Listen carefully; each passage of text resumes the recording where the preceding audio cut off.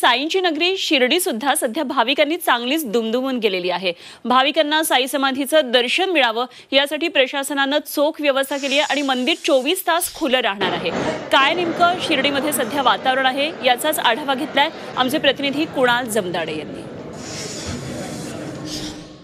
कपाळी केशरी गंध बाबा मला तुझा छंद या ओवीप्रमाणे साईनगरीमध्ये साई भक्त मोठ्या संख्येने रामनवमी उत्सव साजरा करण्यासाठी दाखल झाले आहेत।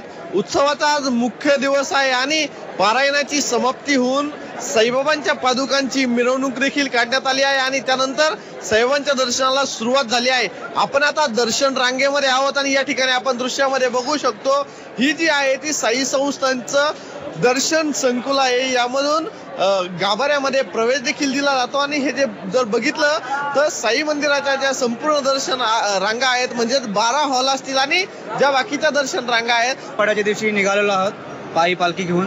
हा आमच्या गावातला खूप मोठा आणि आमच्या मुलांसाठी खूप मोठा सण आहे आणि तो आम्ही खूप आनंदाने साजरा करतो। आम्ही दरवर्षी आता आमच्या मंडळाला 19 वर्ष झालं आहे आम्ही पायी पालखी घेऊन येतोय।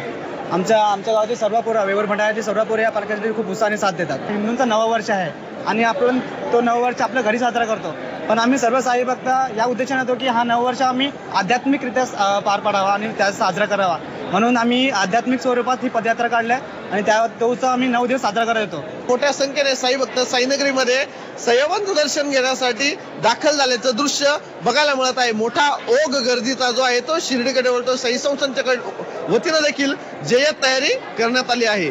कुणाल जमदाडे, जी24 तास, शिर्डी, अहिल्यानगर।